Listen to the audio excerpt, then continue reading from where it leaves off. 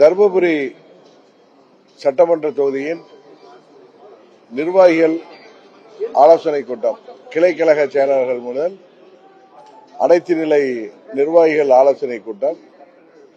அதற்காக தருமபுரிக்கு செல்ல இருக்கிறோம். மற்றபடி நீங்க கேட்டீங்கன்னா நான் பேசுவேன்.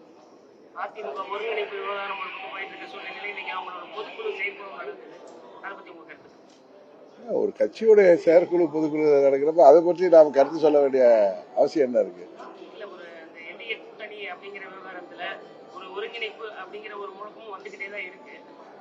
அதை பத்தி எங்களுக்கு ஒன்றும் தெரியல. அம்மா மக்கள் முன்னேற்ற கழகம் தேர்தலை நோக்கி எங்கள் பாதையிலே பயணித்துக் கொண்டிருக்கிறோம்.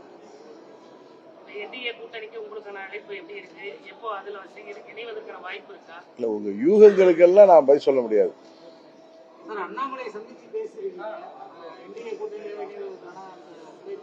அண்ணாமலை நான் அரசியலுக்காக சந்திக்கவில்லை. அரசியல் மூலம் பழகினாலும் அவரும் நானும் நல்ல நண்பர்களாக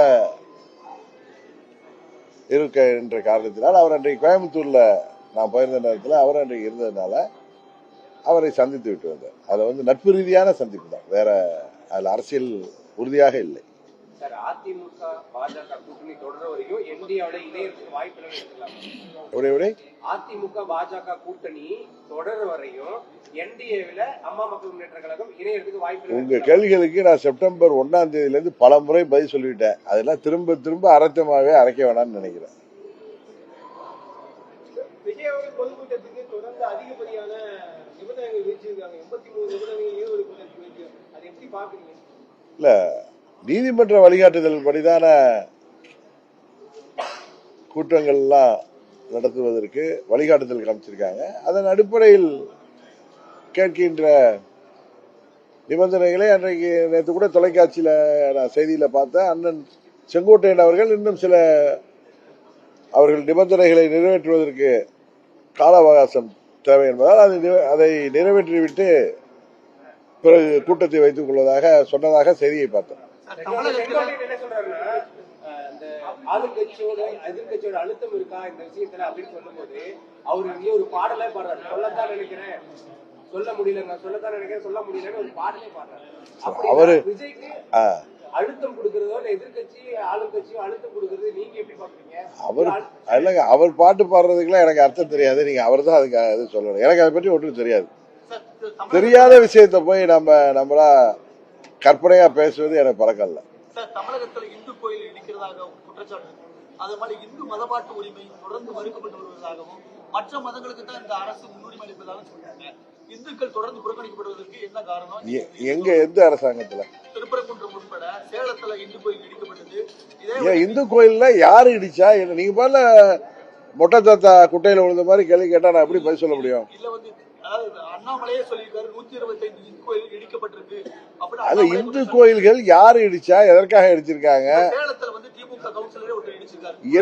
என்ன காரணத்துக்காக இடிச்சிருக்காரு? நுழைவாயில் வாஸ்து சரியில்லைன்னு சொல்லி அவரே இடிச்சிருக்காரு. அவர் அரங்காவலர் குழு தலைவரா இருக்கிறார். வாஸ்து சரியில்லைடா, எனக்கு இதை பத்தி ஒன்றும் தெரியாம நான் பதில் சொல்ல விரும்பல. ஏன்னா சாலைகளை அகலப்படுத்துறப்ப அங்க உள்ள கோயில்களை வேற வழி இல்லாமல் அங்க உள்ள மக்களுடைய ஒப்புதலோட வேற இடங்கள்ல கட்டி தருவார்கள், பார்த்திருக்கோம். பட் நீங்க சொல்ற விஷயம் எனக்கு பொதுவா இருக்கு. திருப்பரங்குன்றத்துல அந்த முருகன் பெயரை சொல்லி எந்த ஒரு அரசியல் இயக்கமோ இல்ல எந்த ஒரு அமைப்போ அதில் அரசியல் செய்வதன் மூலம் அங்கு அமைதியாக வாழ்கின்ற மதங்களை எல்லாம் கடந்து வாழ்கின்ற மக்களிடையேயும் இது போன்ற குழப்பம் விளைப்பதன் மூலம் தமிழ்நாடு முழுவதும் தேவையற்ற பிரச்சனைகளை உருவாக்குவதையும் அம்மா மக்கள் முன்னேற்ற கழகம் உட்பட அனைத்து கட்சிகளும் அமைப்புகளும் கவனத்தோடு செயல்பட வேண்டும் என்பதுதான் எங்களது வேண்டுகோள். இன்றைக்கு ஆரம்பிச்சிருக்காங்க. இந்த வரக்கூடிய 2026 சட்டமன்ற தேர்தல் மாநிலத்தில் கூட்டாட்சி அப்படிங்கிற ஒரு முழக்கம் முன்வைக்கப்பட்டு இருக்குது. உங்களோட நிலைப்பாடு என்ன? ஏன்னா மாநில கூட்டாட்சிங்கிறத விஜய் மட்டும்தான் முன்னிறுத்திட்டு இருக்காரு. இருக்கிறாரு. இல்ல எந்த ஒரு அரசியல் கட்சியும் ஆட்சி வெற்றி பெற்று சட்டமன்றத்துக்கு செல்ல வேண்டும், மக்கள் பிரச்சனைகளை சட்டமன்றத்திலே மூலம் அதெல்லாம் நிறைவேற்றுவதற்கு முயற்சி செய்ய வேண்டும். அதுபோல ஆட்சி அதிகாரத்திலே பங்கு பெற்றால்தான் தொகுதி மக்களுக்கும் தமிழ்நாட்டு மக்களுக்கும் தேவையான திட்டங்களை செய்ய முடியும் என்பது எந்த ஒரு அரசியல் இயக்கத்தின் அடிப்படை கோட்பாடு. அதனால கூட்டணி ஆட்சி அமைகின்ற சூழ்நிலை தமிழ்நாட்டில் ஏற்படும், அது எந்த கூட்டணியாக இருந்தாலும்.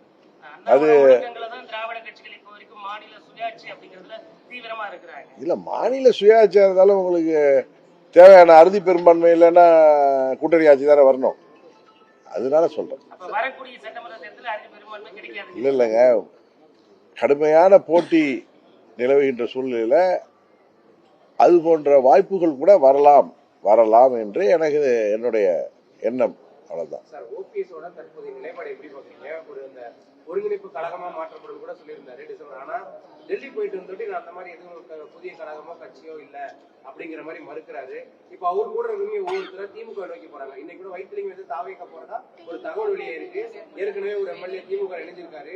தொடர்ந்து அதிமுகவை மீட்கணும் அப்படிங்கிற முடிவு இருக்கு. ஓபிஎஸ் அவங்களோட செயல்பாடு முன்னுக்கு பின் முரணாவே இருக்கு. ஓபிஎஸ் செயல்பாடு அதை எப்படி பாக்குறீங்க? நீங்க அதை அவர்கிட்ட தான் கேட்கணும். என்கிட்ட போய் அதை கேட்டா தவறான இடத்துல போய் கேட்க கூடாதுல்ல. ஒருவருடைய நிலைப்பாடு செயல்பாடு பத்தி அவங்கள்ட்ட தான் கேட்கணும். அதை பற்றி உங்களுக்கு கருத்து என்ன?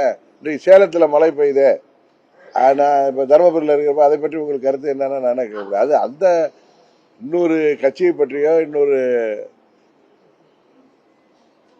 இன்னொருவர் பற்றியோ தேவையில்லாமல் நான் கருத்து சொல்வது நாகரிகமாக இருக்கேன். அந்த முத்துராமலிங்க தேவர் நினைவு தினத்தை இதை அனுசரிக்கும் போது எல்லாரும் சேர்ந்து மீட்போம் அப்படின்னு சொல்லியிருந்தீங்க. ஆனா அதுலயே உங்களுக்குள்ளார ஒரு ஒற்றுமையே இல்ல, ஒவ்வொரு நிலைப்பாடு எடுக்கிறீங்களா? அதனாலதான் இந்த கேள்வியை கேட்கலாம். இல்ல அம்மாவின் தொண்டர்கள் அனைவரும் ஓரணியில் இணைய வேண்டும் என்பதுதான் அம்மா மக்கள் முன்னேற்ற கழகத்தின் நிலைப்பாடு. அண்ணன் பன்னீர்செல்வத்தோட நிலைப்பாடு என்ன என்பது உங்களுக்கே தெரியும். அதனால நாங்கள் எல்லாம் அம்மாவின் தொண்டர்கள் என்ற முறையில ஓரணியில் எல்லோரும் இணைய வேண்டும் என்பதுதான் எங்கள் நிலைப்பாடு. அதை நோக்கி தான் நான் பயணித்துக் கொண்டிருக்கிறேன். நான் அன்றைக்கு சொன்னதை தொலைக்காட்சி பேட்டியில் நீங்க பாத்தீங்கன்னா உறுதியாக நான் என்ன சொன்னேங்கிறது உங்களுக்கு தெரியும். இந்த அம்மாவோட விசுவாசியோ எம்ஜிஆரோட விசுவாசியோ இருந்தவங்க சட்டமன்ற உறுப்பினராகவோ இல்ல முன்னாள் அமைச்சராகவோ இருந்தவங்க கூட இப்ப நீங்க அம்மாவோட ஒருங்கிணைக்க உங்களை நோக்கி வராம திமுகவை நோக்கியோ இல்ல தாவேகாவை நோக்கி தானே போறாங்க. அது அவங்களதான் கேட்கணும். நீங்க அப்புறம் உங்ககிட்ட ஒரு உறுதித்தன்மை இல்லைங்கிறதுனால போறாங்க.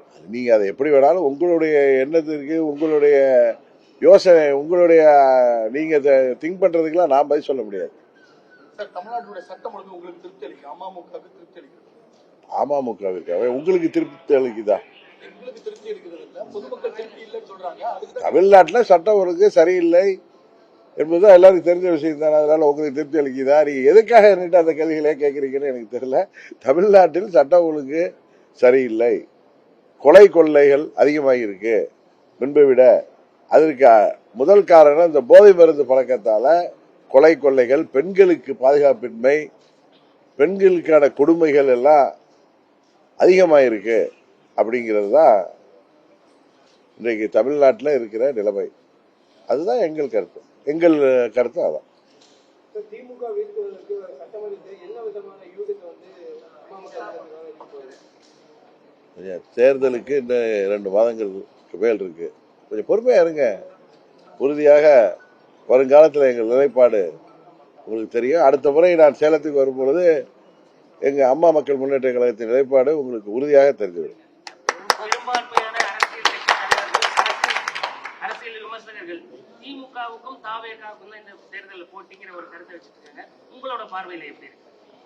இல்ல தாவேகா தலைமையில் நான் பல முறை சொல்றத நீங்க அதை ஒரு பாதியை புரிஞ்சுக்கிறீங்க, ஒரு பாதியை புரியல. இன்னைக்கு சரியா சொல்றேன். தாவேகா தலைமையில ஒரு வலிமையான கூட்டணி அமைந்தால் அது திமுக கூட்டணிக்கு கடுமையான போட்டியாக இருக்கும் அப்படின்னு நான் சொல்றேன். அந்த கூட்டணியில நீங்க அங்கம் இல்ல நான் எந்த கூட்டணியில் அங்கம் வகிப்பேங்கிறத பற்றி இன்னும் எந்த முடிவும் எடுக்கவில்லை. சில கட்சிகள் தங்கள் கூட்டணிக்கு நாங்கள் வர வேண்டும் என்று எங்களோடு பேசி வருவது உண்மை. அதை பற்றி நாங்கள் இன்னும் எந்த முடிவுக்கும் வரவில்லை. முடிவு எடுத்த பிறகு வெளிப்படையாக உங்கள் எல்லோருக்கும் தெரிந்துவிடும். எந்த கட்சிகள் பேசுகிறது என்று இந்த நேரத்தில் சொல்றது மரியாதையாக இருக்காது. ஏன்னா ஒரு கூட்டணி முடிவுக்கு எட்டிய பிறகு சொல்வதுதான் சரியாக இருக்கும்னு நினைக்கிறேன். தாவேக தலைவர் விஜய் புதுச்சேரியில பேசும்போது பாண்டிச்சேரியில சட்டமன்றம் சிறப்பாக இருக்கு, தமிழகத்துல சரியில்லைன்னு அதே கருத்தை தான் நீங்களும் சொல்றீங்க. அப்போ வந்து இல்ல பாண்டிச்சேரியில சரியா இருக்குன்னு அவருடைய கருத்தா இருக்கலாம். பாண்டிச்சேரினா என்னுடைய ஃபார்ம் ஹவுஸ் பாண்டிச்சேரி அருகில தான் ஆரோவில்ல தான் இருக்கு. பாண்டிச்சேரி ஒன்று தமிழ்நாட்டை விட சிறப்பாக இருக்குன்னு அது அவருடைய கருத்தா இருக்கலாம். அது அவருடைய கருத்தை அவர் சொல்லியிருக்காரு. என்னுடைய கருத்து அது கிடையாது. அதிமுக கூட ஓபிஎஸ் இணைக்கிறது ஆதரவாளர் ஓபிஎஸ் ஆதரவாளர் எடப்பாடி கருத்து கேட்டிருக்காரு. எப்படி எப்படி எப்படி அதிமுக வந்து ஓபிஎஸ் இணைக்கிறதுக்காக வந்து எடப்பாடி வந்து அவருடைய ஆதரவாளர் கருத்து கேட்டிருக்காரு. எனக்கு அதை பத்தி ஒன்று தகவல் இல்லை. தெரியாத ஒரு கருத்து நான் எனக்கு வராத கருத்துக்கெல்லாம் நான் பதில் சொல்ல முடியாது. இந்த பொதுக்குழு எப்படி சார் பாக்குறீங்க இன்னைக்கு நடக்குது? அதிமுக என்ன ஒரு எந்த கட்சி ஆண்டுக்கு ஒரு முறையாவது பொதுக்குழு நடத்திட வேண்டும் என்பது தேர்தல் ஆணையத்தின் விதிமுறை. இப்ப எங்க அம்மா மக்கள் முன்னேற்ற கழகத்தின் பொதுக்குழு கூட ஜனவரி 5ஆம் தேதி தஞ்சை மாநகரில் நடக்க இருக்குது. ஆண்டுக்கு ஒரு முறை செயற்குழு பொதுக்குழு அவசியம் கூட்டப்பட வேண்டும் என்பதுதான் தேர்தல் ஆணையத்தின் விதிமுறை. நீங்க ஒரு தனி கட்சி தொடங்கி இருந்தாலுமே கூட அதிமுக மீட்டெடுக்கணும் அப்படிங்கிறது உங்களோட விருப்பமாகவும் இருந்தது. இப்ப அதிமுக எந்த பாதையில போயிட்டு இருக்குன்னு நினைக்கிறீங்க? சட்டமன்ற தேர்தலும் நெருங்கிடுச்சு. அங்கிருந்து எதுக்கு நான் வந்து இதை பத்தி தொடர்ந்து பல வருடங்களாக, அது குறிப்பா கடந்த 3 வருடங்களாக அதை பற்றியே பேசி பேசி பல பிரச்சனைகள் திசை திருப்பப்படுவதாக நான் நினைக்கிறேன். அதனால நான் ஏற்கனவே சொல்லியிருக்கேன், திரும்ப திரும்ப அதையே பேச வேண்டாம், அது எனக்கு போர் அடிக்குதுன்னு சொல்றேன். நேத்து விஜய் வந்துட்டு புதுச்சேரியில வந்து ரேஷன் கடைகள் இல்ல அப்படின்னு ஒரு வந்து தவறான குற்றச்சாட்டை வச்சதா அவங்க அரசு வந்து சொல்லியிருக்காங்க. அதை எப்படி பாக்குறீங்க? அங்க ரேஷன் கடைகள் இருக்குங்கிற பட்சத்துல அது தவறான குற்றச்சாட்டு தான். அவருக்கு யாரும் தவறான தகவல்களை யாரும் கொடுத்திருக்கலாம். அரசியல் கட்சி தலைவர் தவறான இன்னொரு கட்சி தலைவர் பேச்சோ இன்னொரு கட்சியின் நடவடிக்கையோ பற்றியோ நாம் தேவையில்லாமல் விமர்சிக்க வேண்டாம் என்பதுதான் எங்கள் கருத்து. ஏன்னா எங்களை யாராவது விமர்சித்தால்தான் அவர்களுக்கு பதில் விமர்சனம் சொல்ல முடியும். மற்றபடி தமிழ்நாட்டில் உள்ள எந்த கட்சி மீதும் எங்களுக்கு பயம் இல்லை, எந்த கட்சி மீதும் பொறாமை இல்லை. அதனால அம்மா மக்கள் முன்னேற்ற கழகத்தை பற்றியோ அதில் உள்ள நிர்வாகிகளை பற்றியோ யாராவது விமர்சனம் செய்தால் அதற்கு எதிர் விமர்சனம் செய்யலாமே தவிர, இன்னொருவர் ஏன் பச்சை சட்டை போட்டிருக்காரு, இன்னொருத்தர் ஏன் மஞ்சள் சட்டை போட்டிருக்காருன்னு கேட்டா, இன்னொருத்தர் ஏன் வேஷ்டி கட்டில பேண்ட் போட்டிருக்காருன்னு கேட்டா அதுக்கெல்லாம் நான் பதில் சொல்ல முடியாது. அவர்களோட விருப்பம். சட்டமன்ற தேர்தலில் சசிகலா அவர்களோட நிலைப்பாடு எப்படி இருக்கு? நீங்க ஏதாவது சந்திச்சு பேசுறதுக்கு வாய்ப்பு இருக்கா? அவங்களுடைய நிலைப்பாடு என்பது அவங்களே சொல்லுவாங்க.